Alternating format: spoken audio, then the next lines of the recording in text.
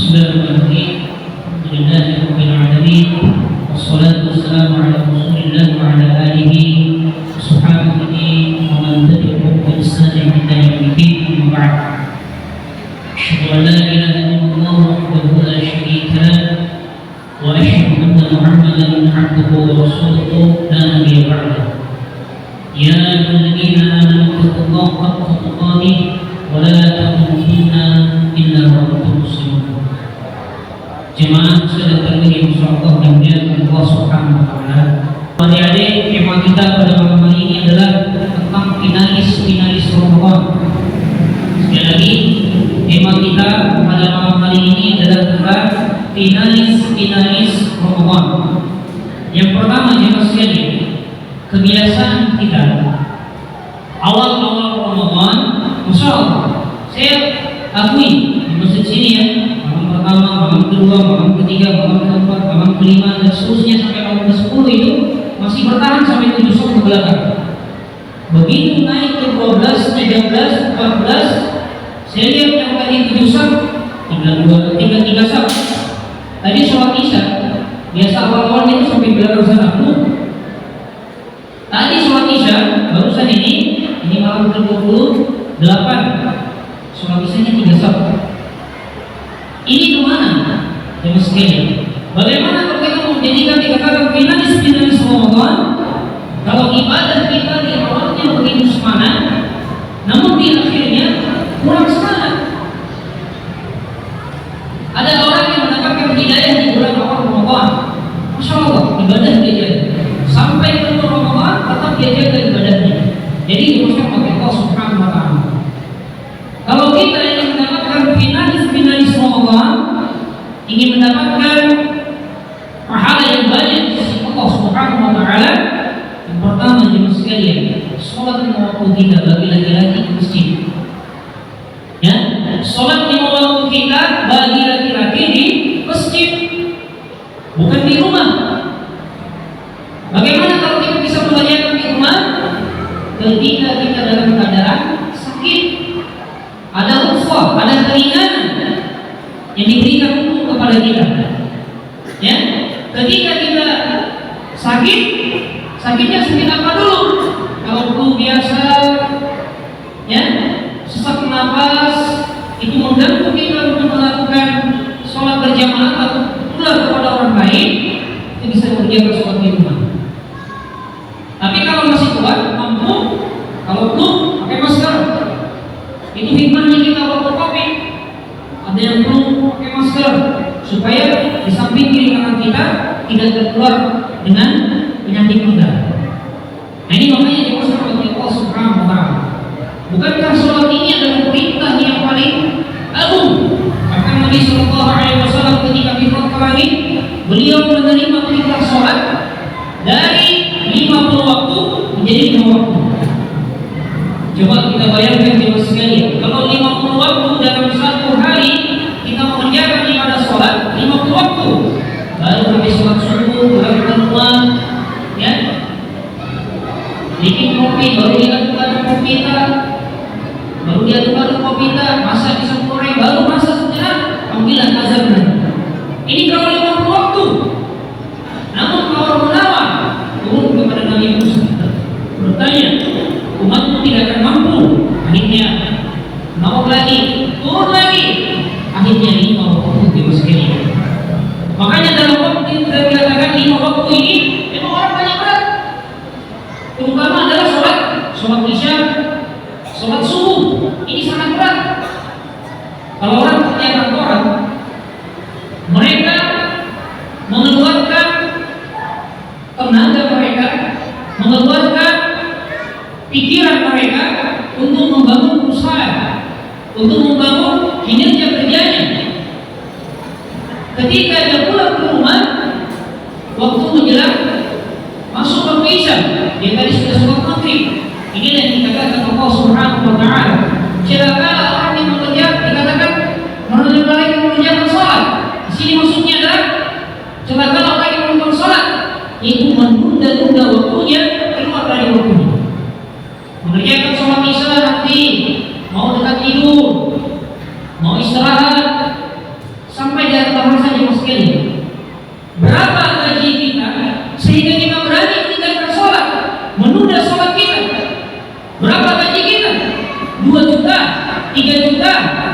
Apakah dengan pekerjaan itu bisa mengganti sholat yang sudah lewat? Makanya yang Muslim bagi Allah Subhanahu wa Ta'ala, sholat itu tidak bisa kita tunda-tunda. Waktunya sudah ditentukan. Jangan sampai kita dikatakan kadang-kadang orang yang mengerjakan sholat menunda-nunda waktunya, keluar daripada waktunya. Mengerjakan sholat maghrib nanti menjelang waktu isya baru dia mengerjakan sholat maghrib. Kurang 10 menit mau masuk sholat isya baru dia mengerjakan sholat maghrib. Begitu seterusnya setiap hari dia lakukan. Bekerja di kantor juga demikian. Selesaikan dulu pekerjaannya baru mengerjakan sholat. Tubuhnya sudah capek baru dia gunakan untuk ibadah kepada Allah. Jadi ini Muslim Allah Subhanahu wa Ta'ala, berapa gaji kita sehingga kita berani meninggalkan sholat? Berapa upah yang bos kita berikan sehingga berani kita meninggalkan waktu sholat? Ingat ya sekalian, jikalau kita bekerja di suatu tempat dan tempat itu adalah menunda-nunda sholat kita, tinggalkan pekerjaan itu. Tinggalkan pekerjaan itu. Ketika kita menghindar keluar dari tempat pekerjaan itu, insyaallah Allah gantikan yang lebih baik daripada yang pertama. Ini manusia bagi Allah Subhanahu wa Ta'ala. Sholat perkara yang sangat dijaga. Bukan hanya di bulan Ramadan saja kita ibadah, semangat beribadah kepada Allah.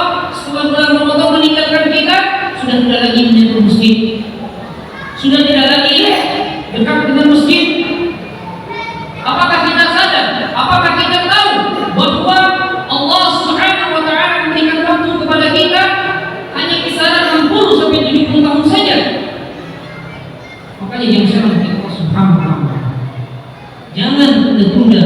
Ketika Allah memberikan kesempatan kepada kita untuk melakukan kebaikan, lakukanlah kebaikan tersebut. Ketika Allah memberikan kesempatan kita beribadah tahun ini, beribadah di bulan Ramadan, keluar dari bulan Ramadan kita semangat beribadah, lakukan ini. Bisa saja Ramadan ini adalah Ramadan terakhir buat kita. Dan jemaah sekalian, ini sudah malam ke 28, sudah 27 hari kita berpuasa, tinggal menghitung hari lagi Ramadan akan meninggalkan kita. Para sahabat Nabi Sallallahu Alaihi Wasallam ketika Ramadan ini meninggalkan kita, yang mengatakan ketika Ramadan ini meninggalkannya, dia merasa dia mengatakan ketika satu hari saja ditinggalkan bulan Ramadan, dia berdoa kepada Allah, ya Allah, pertemukan kami kembali dengan bulan Ramadan tahun depan. Pertemukan kami kembali di bulan Ramadan tahun depan. Ini yang disebut Allah Subhanahu wa Ta'ala. Sholat kita, sholat laki-laki di masjid, bukan di rumah. Kecuali ada uzur, sakit, atau kita tidak bisa melakukan aktivitas berjamaah, lakukan di rumah. Yang kedua, jemaah sekalian Allah Subhanahu wa Ta'ala, bacaan Quran kita. Ini pernah kami ingatkan di waktu awal-awal Ramadan, bacaan Quran kita. Di awal Ramadan, bacaan Quran kita sudah agak meningkat, masuk ke malam kedua, malam ketiga, malam keempat, malam kelima, bahkan di antara kita sudah ada malam 2 kali membaca Quran. Perbaiki bacaan Quran kita. Jangan hanya setiap kita membaca Quran, kita tidak perhatikan makhraj hurufnya, pengucapan hurufnya, tajwidnya, itu semuanya dipelajari jemaah sekalian. Tidak ada orang belajar tajwid itu otodidak. Dia harus memiliki seorang guru, langsung langsung kepada guru.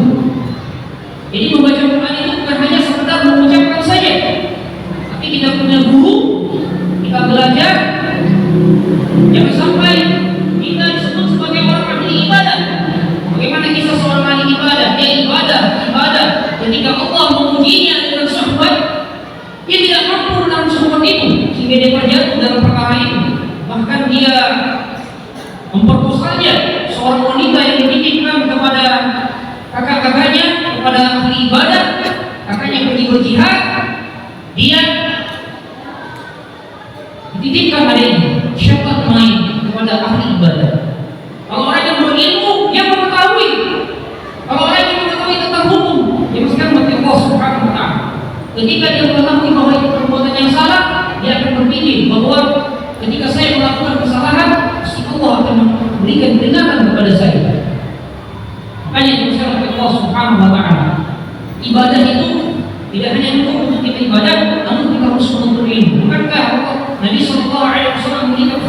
kepala kita. Orang yang menuntut ilmu, Allah mudahkan baginya jalan untuk menuju surga. Saya belum bisa baca Quran, belajar.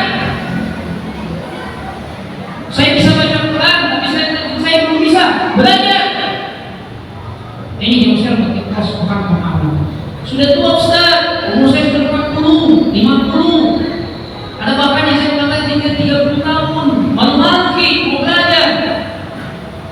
Malu-malu mau belajar. Pas dikumpulkan satu umur belajar. Kalau kita tidak belajar, kita tidak akan tahu sama sekali dia mesti Allah Subhanahu wa taala. Dan yang terakhir ibu sekalian, inilah finalis Ramadan, kita memiliki orang yang paling kita cintai setelah Allah, setelah Nabi Sallallahu Alaihi Wasallam. Siapakah mereka? Itu adalah kedua orang tua kita. Siapa yang di sini masih memiliki seorang ibu? Siapa di antara kita yang masih memiliki seorang bapak? Bahagia kan dia? Kalau kita masih memiliki kedua-duanya, bahagia kan dia? Ketahuilah kita sekalian,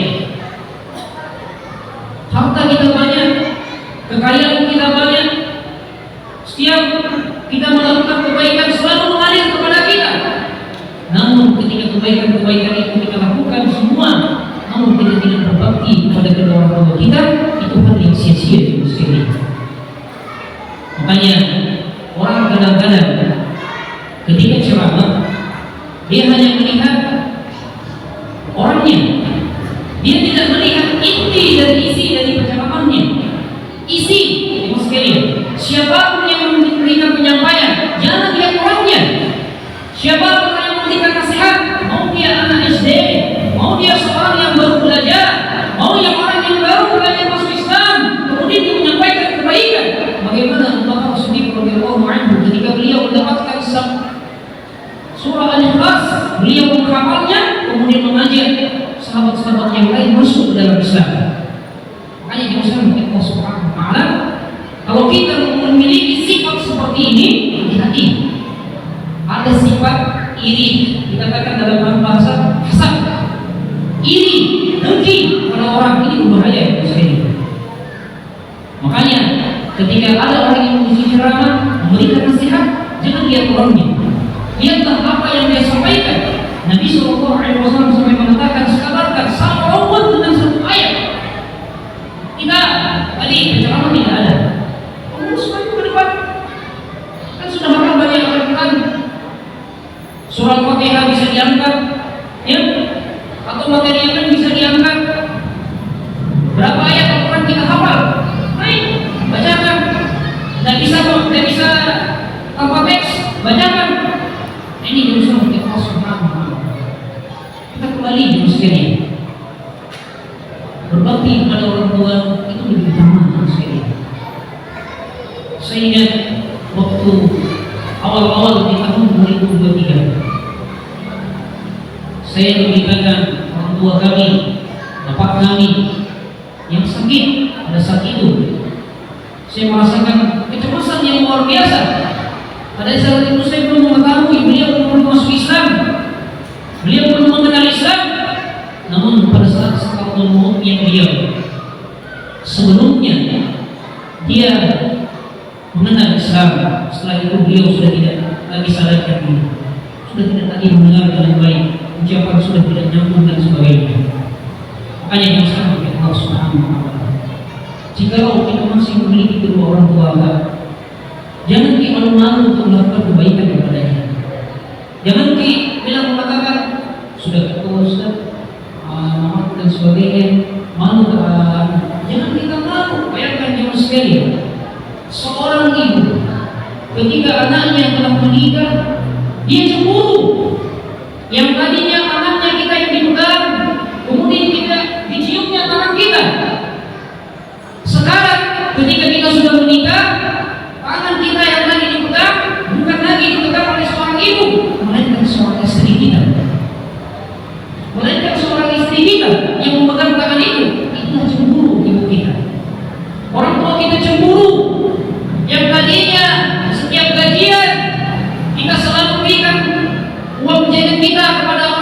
kita yang tadinya kita mendapatkan rezeki yang banyak kita berikan kepada orang tua kita.